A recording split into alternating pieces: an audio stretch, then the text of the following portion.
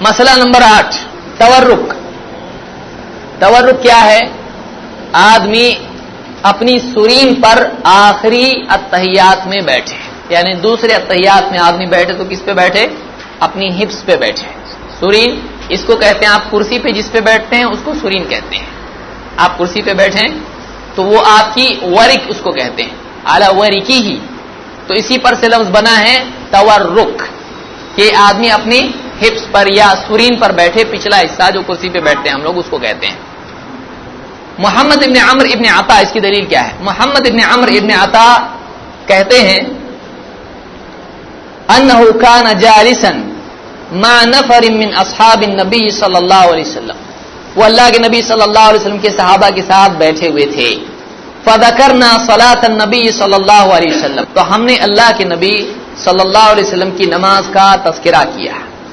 فقال ابو حمید الساعدی، ابو حمید الساعدی رضی اللہ تعالیٰ عنہ نے اس پر کہا انا كنت احفظکم لصلاة رسول اللہ صلی اللہ علیہ وسلم، میں تم میں سب سے زیادہ اللہ کے نبی صلی اللہ علیہ وسلم کی نماز کی حفاظت کرنے والا تھا. یعنی میں تم میں سب سے زیادہ اللہ کے نبی صلی اللہ علیہ وسلم کی نماز کو یاد رکھنے والا ہوں، میں نے آپ کی نماز کا طریقہ یاد رکھا ہے اچھے سے. رأیتہ، میں نے آپ کو دیکھا اللہ کے نبی صلی اللہ علیہ وسلم کو، اذا کبر جعل یدیہ حذاء منکبیہ، جب آپ تکبیر کہتے یعنی پہلی تکبیر تو آپ اپنے دونوں کندھوں کے برابر اپنے دونوں ہاتھ کر لیتے. وَإِذَا رَكَعَ أَمْكَنَ يَدَيْهِ مِنْ رُكْبَتَيْهِ، اور جب آپ رکوع کرتے تو اپنے دونوں ہاتھ اپنے دونوں گھٹنوں پر رکھتے. ثُمَّ حَصَرَ ظَهْرَهُ، پھر اپنی پیٹھ سیدھی کر لیتے. فَإِذَا رَفَعَ رَأْسَهُ اسْتَوَى، جب آپ رکوع سے سر اٹھاتے ٹھیک ٹھاک کھڑے ہو جاتے. حَتَّى يَعُودَ كُلُّ فَقَارٍ مَكَانَهُ، یہاں تک کہ آپ کی ہڈی کا ہر جوڑ اپنی جگہ پر آ جاتا، جوڑ بالکل ڈھیلا پن اس میں آ جاتا، اس میں ایک دم ٹھیک ٹھاک بیلنس باڈی ہو جاتی. پھر فَإِذَا سَجَدَ وَضَعَ يَدَيْهِ غَيْرَ مُفْتَرِشٍ وَلَا قَابِضِهِمَا، جب آپ سجدہ کرتے تو اپنے دونوں ہاتھ زمین پر اس طرح رکھتے، غیر مفترش ولا قابضہما، کہ وہ آپ اس کو نہ بہت پھیلائے ہوئے ہوتے اور نہ بہت ہی سمیٹے ہوئے ہوتے، نہ آپ ہاتھوں کو بہت سمیٹتے نہ پھیلاتے. پھر واستقبل باطراف اصابع رجلیہ القبلہ، اور آپ اپنے قدموں کی انگلیوں کو قبلے کی طرف سجدے میں رکھتے تھے، یعنی انگلیاں کیسی ہوتی تھی؟ اس طرح سے قبلے کی طرف ہوتی تھی پاؤں کی.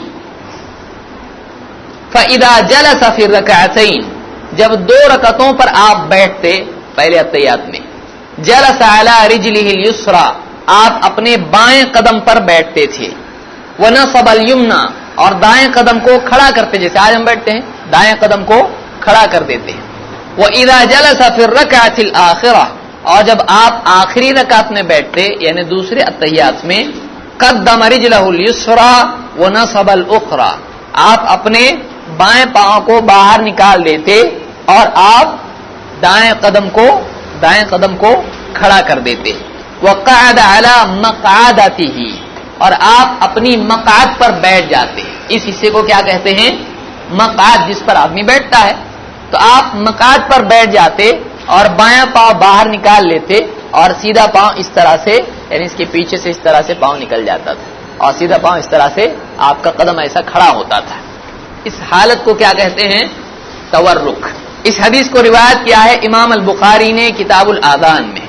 اس سے معلوم ہوا کہ انہوں نے کئی صحابہ کے بیچ میں کہا کہ آپ ایسا بیٹھتے تھے.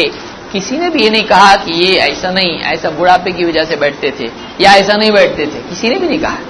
بلکہ تقریباً ابو داؤد وغیرہ کی روایت میں بھی یہ بات ہے، انہوں نے کہا ہاں اللہ کے نبی صلی اللہ علیہ وسلم ایسی ہی نماز پڑھتے تھے.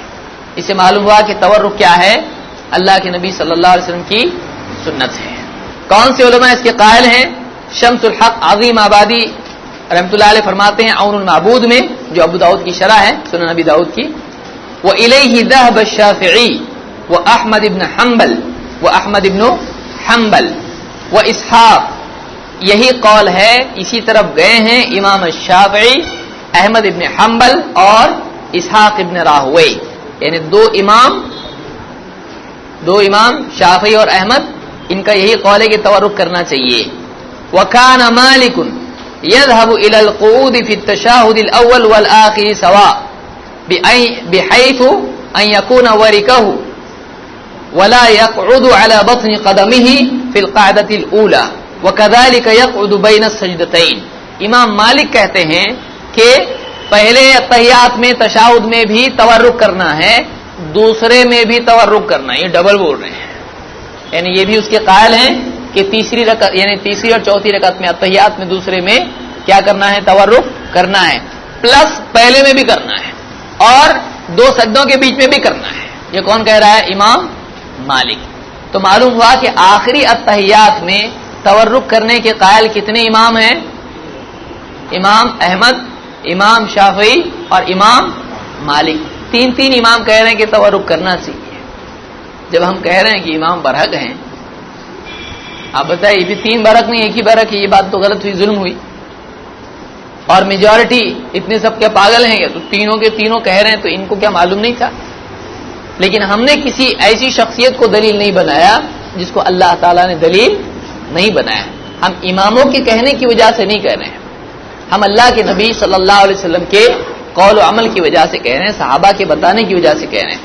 لیکن ایڈیشنل پروف یہ ہم اس لیے دے رہے ہیں تاکہ لوگوں کو معلوم ہو کہ امام بھی کرتے تھے ایسا، ہم لوگ نہیں کر رہے ہیں صرف. تو تورک کے بارے میں دلیل آپ کو مل گئی.